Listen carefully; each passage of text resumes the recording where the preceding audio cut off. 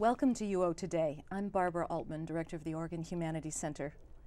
Our guest today is Dale Jamieson, Director of Environmental Studies at New York University, where he also is Professor of Environmental Studies and Philosophy and an affiliated professor of law. He is a well-known scholar on climate change, on environmental values and policy. His books, Ethics in the Environment and Introduction, and Morality's Progress, Essays on Humans, Other Animals, and the Rest of Nature, have become standard text in environmental ethics. Jamieson's current research interests include environmental value and policy, especially climate change, moral and political philosophy, aesthetics and philosophy of art, philosophy of biology, behavior, and the mind. From 2003 to 2006, Professor Jamieson served as president of the International Society for Environmental Ethics. He is currently writing a book on the moral and political challenges of climate change, a topic on which he has worked for more than 25 years. Dale Jamieson is the 2009-2010 Wayne Morse Chair of Law and Politics.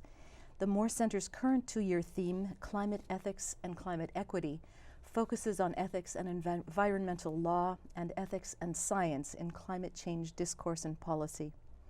Jamieson gave several talks about ethics in the environment during the 2009 fall term.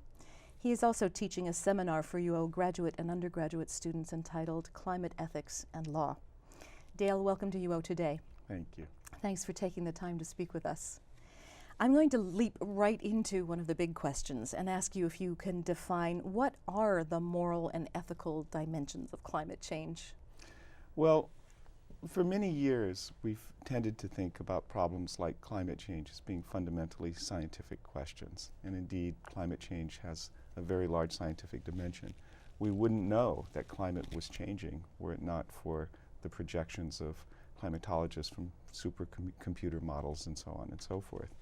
But it's also become increasingly clear as climate change has confronted us with really the largest public policy challenge that we've faced as a global community probably ever, that science alone isn't going to solve these problems. Technology alone isn't going to solve these problems. Economics alone isn't going to solve these problems. We're really confronted with some pretty fundamental choices about what our attitudes are towards the future, towards those who will come after us, not just our grandchildren, not just our grandchildren's grandchildren, but really those who will be inhabiting the earth for centuries after us. It also makes clear what our attitudes are towards non-human nature, for whom climate change will really involve catastrophic losses. And it also involves what's going to happen to the most vulnerable people who live beyond the boundaries of our own nation. Nothing could be closer to the core of a set of moral and ethical issues than those kinds of questions. So the way you're defining it and the way you see it is an issue, a challenge that really cuts across any and all disciplinary boundaries that we currently maintain in universities or in publications. Yes. Climate change isn't just a challenge to us morally and scientifically and epistemologically. It's all of those challenges. But it's also a challenge to the way that we organize our systems of knowledge in universities, for example. You know, the real world and the problems that it confronts us with doesn't really obey the distinctions between disciplines that we'd like to impose in universities. So the kinds of changes that climate change really presents us with are not just changes to our behavior, changes to our ways of life, but really changes to even the way that we organize knowledge and conduct research. You've become quite a media figure in a sense on this. I noticed that you have a long list of videos, and I watched one of them called Big Think, for example. In that, which is also an interview, I gather, an edited interview, you make the point that the vocabulary of economics has replaced the vocabulary of religion as a way to talk about these issues. Could you expand on that a little bit? Well, we tend to like to defer fundamental moral questions and value conflicts to some more technocratic, apparently objective discourse. So for example, if it were the case that science could solve our problems, then we would simply bring science to bear on the issues and no one would have to take responsibility for making any decisions because science would have told us what it is that we ought to do. And that's part of how we get into these really fruitless discussions about the science of climate change, where in fact some people say, the science is conclusive, we have a consensus. Other people say the science is too uncertain to act, and so on. And really, if you look at the scientific community and where the scientific community is at, there's much more common ground than that polarization seems to suggest. The real dispute between people saying the science is clear and the science is unclear is that the people who say the science is clear are saying we ought to act. They're saying something normative. People who are saying, oh, we don't know enough, the science is uncertain, are really, for the most part, hiding behind the science in order to express their values, that for various reasons they think we really shouldn't do anything in response to climate change. Now, that's how the debate was really for most of the last couple of decades. But increasingly, the debate has become an economic debate. And as Congress begins to debate the climate change bills, one of which has been passed by the House, as we start talking about the international negotiations and what may come out of the Copenhagen meeting in December, you'll start hearing more of these economic arguments. And people will say, acting, we need to act for climate change because in fact it's going to return all these economic benefits in terms of green collar jobs and so on. Other people will say it's a tax on energy, we can't do this, it's an economic loser, it's a job killer. Again, it's a way of dodging the fundamental issue. We spend money, we spend resources on things that we believe in. If we don't believe in something, then it's rational not to invest those resources. But let's have the value debate about what our obligations are to those who are going to come after us and to nature and to the most vulnerable people among us. If we look at those questions clearly and look them in the eye and then say, you know what, I don't think it's worth my giving something up because I care about the future, then at least we will have made a clear-minded decision instead of hiding behind some rhetoric. So who needs to be leading that debate on values and where? Well, in a sense, we all need to be leading that debate. And it's commonly remarked that part of why it's hard to get international progress in climate change is that one country will say, I'm interested in acting, but why don't you do something first? Now, in the United States, in our domestic policy, we have very much the same situation. We have a lot of concern about the problem, but people tend to think it's other people's responsibility. Now, actually, at this particular moment, we have good presidential leadership on this issue. There's been good leadership from state and local communities. But if anything is really going to happen that's meaningful, it's going to really take grassroots activism, because there are going to be costs that are associated with trying to reduce our greenhouse gas emissions. The question that politicians have to ask is whether people want to change enough to be willing to absorb these costs in one area of life that will then give them opportunities in another area of life. If we don't communicate our willingness to change to political leaders, they will of course back down, because the first job of a politician is to remain in office. So do you think that environmental justice is politically possible? Can we do that task? I think it's possible. I can't say that I'm optimistic at the moment, but it's certainly possible. I think there's a kind of generational change that's going on in the United States. I see an enthusiasm and an energy around this issue on college campuses and among young people that doesn't really exist among people of my age and generation. And I think part of the question is really whether that kind of new student movement, whether that kind of generational shift will make its influence felt profoundly enough in this debate so that something meaningful will happen. Do you see it happening in the generation of our current students? I see it happening, but climate change poses not only moral questions, but it raises political questions and questions about our political institutions and their responsiveness and so on and so forth. And one of the things that I'm really struck by, perhaps especially being here in Oregon and on the West Coast, is this kind of anti-government atmosphere, which I think seems to exist not just on the political right, but on the political left as well. And yet climate change is the sort of problem that we can volunteer ourselves to death without really solving. It's going to take strong government action that will only occur if it's supported by people. And if people are skeptical of the government, if they think the government can't really solve any problems, then there isn't going to be the kind of action that's needed to address this issue. Let me put you on the spot just a little, and you can tell me if you don't want to answer this, but I was intrigued when another interviewer asked you, do you feel that you live up to your own principles? And your answer was primarily that you fly more than you ought to, if we're considering carbon footprint. But isn't there a dilemma? You need to go and talk to audiences and speak to students. On the other hand, you're trying to minimize your environmental impact. How do you negotiate that line yourself? Well, I don't consider that a difficult question when someone asks me if I live up to my principles. The answer is obviously no, I don't. And I don't think that any of us who have good principles actually do succeed in living up to them. And one of the things that we really want to do is we want to create social conditions and political institutions and incentives that will actually help us become the sort of people that we want to be. You know, it's a little bit like the old story of the guy driving the SUV with the Sierra Club bumper sticker on the back, right? Now we can look at that person and say, isn't she a terrible hypocrite? You know, she should just really, you know, rip the bumper sticker off of her SUV and just be the terrible person she is.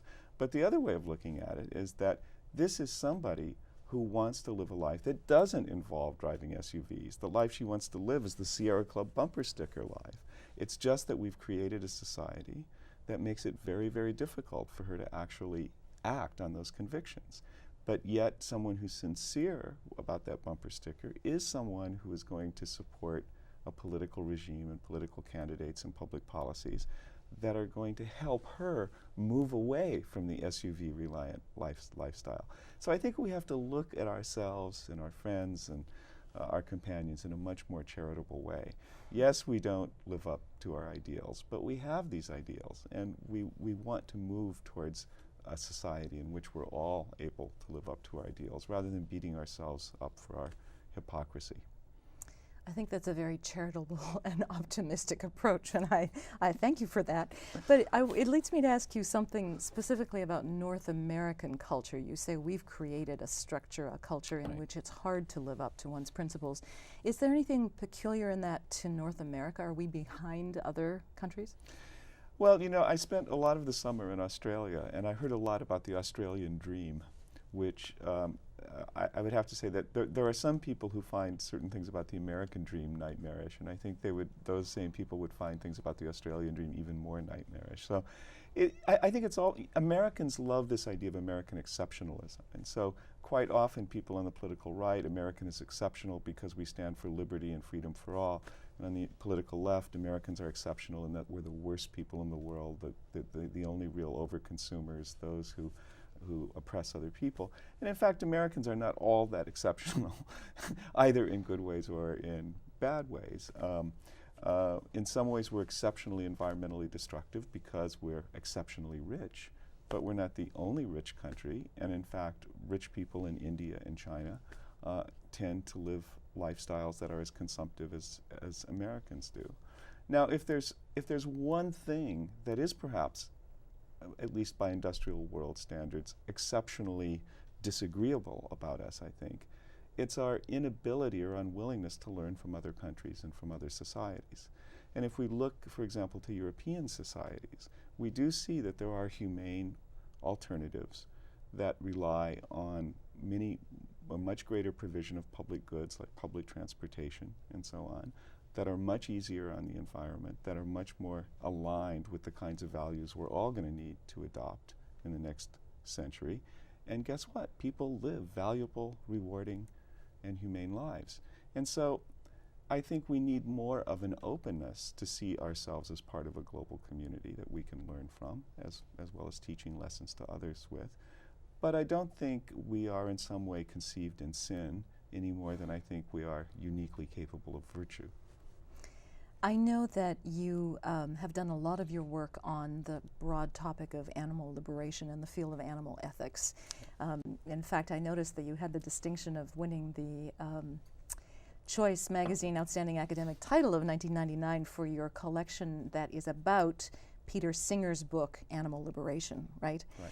So, on the field of animal ethics, can you explain, you alluded to this in your opening comments a little bit, but can you give the connection between animal ethics, animal rights, and your environmental concerns? Right. I think there are many connections. They tend to be pretty complex because some people can look at concerns for individual animals and think that in some way there's conflicts with concerns about nature.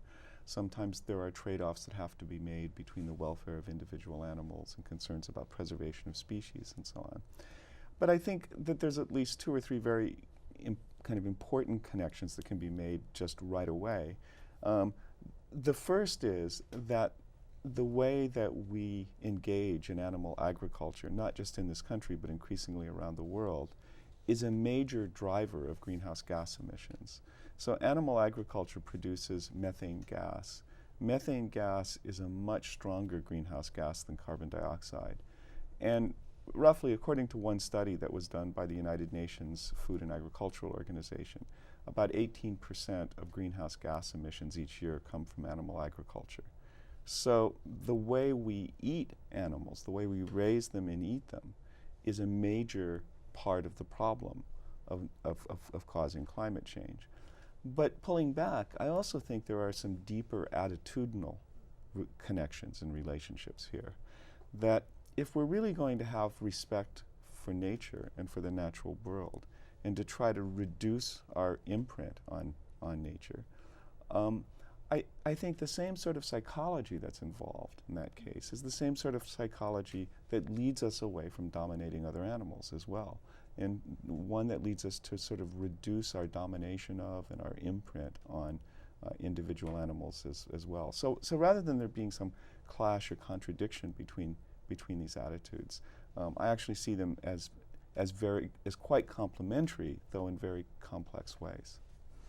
That is also then linked, this is one of the complications, I think, to the question of dietary choice.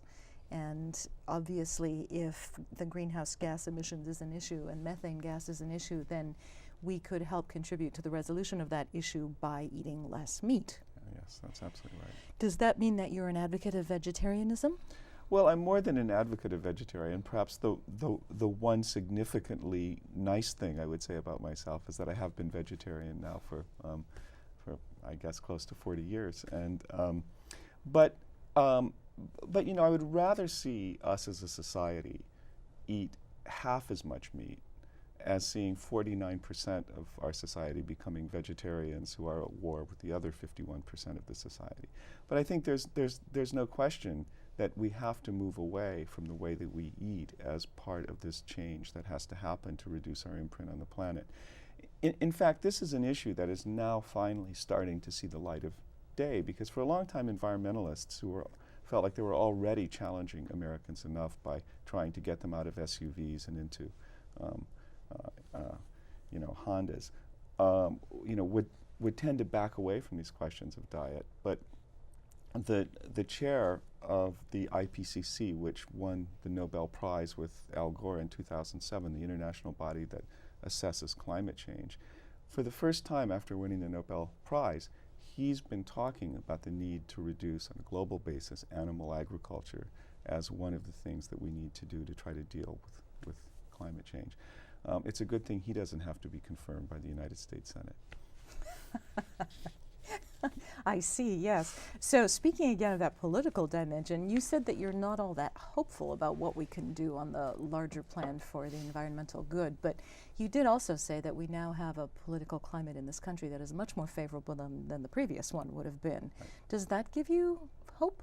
Well, actually, you know, I don't want to sound like a shill for any particular politician, but the fact is that President Obama has kept the climate change issue alive through his campaign and through his presidency in a way that I think almost no other political leader would have. And I think, I think there's no reason he has kept it alive, since it's arguably a political loser. There's no reason he's kept it alive except that he really believes it's an important issue, which in fact it is. So he has supplied the leadership to keep the issue on the agenda. A kind of majority staggered to the passage of a House bill to try to bring about a cap-and-trade system to put a price on carbon for the first time. But it was a very, very unhappy majority that passed that bill, and the bill is not a very good bill. and it remains to be seen what will be done in the Senate. But this is an issue on which politicians do not want to act. I mean, if they had their way, it would just all go away. They're being forced to action in part because of the president and because of the degree of popular concern that does exist on this issue, as well as the role of some other leaders in Congress. But the majority would just like the issue of climate change to disappear into the atmosphere. Into the atmosphere, yes. But an unhappy majority is a majority nonetheless. So I suppose one needs to take heart from incremental progress. Absolutely. I wanted to introduce one more big concept that you speak about quite a lot, which is geoengineering. Does geoengineering actually provide viable options for improving things? Well, geoengineering is something we're going to be hearing a lot more about. So what geoengineering involves, there's a lot of different geoengineering techniques that people have talked about, but the basic idea of geoengineering is this. They say, look, it's too late to prevent climate change. We're already committed to a significant climate change. The question is, how significant? Now, a lot of people believe that once climate change becomes greater than about a 2 degrees centigrade warming, then it becomes very bad indeed. It begins to enter an area that is just really dangerous for everyone on the planet. So there are some people who think we're going to get to 2 degrees, that the international political process is not moving fast enough in the right directions to even provide much hope for remaining under that 2 degree ceiling. So then the question is, well, what can be done then? And the analogy that comes up is like the ticking bomb analogy. Suppose a bomb is going to go off.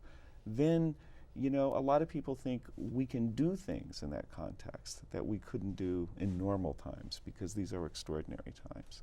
So in that context, then, you have people who talk about doing everything from launching mirrors into space to deflect solar radiation away from the Earth.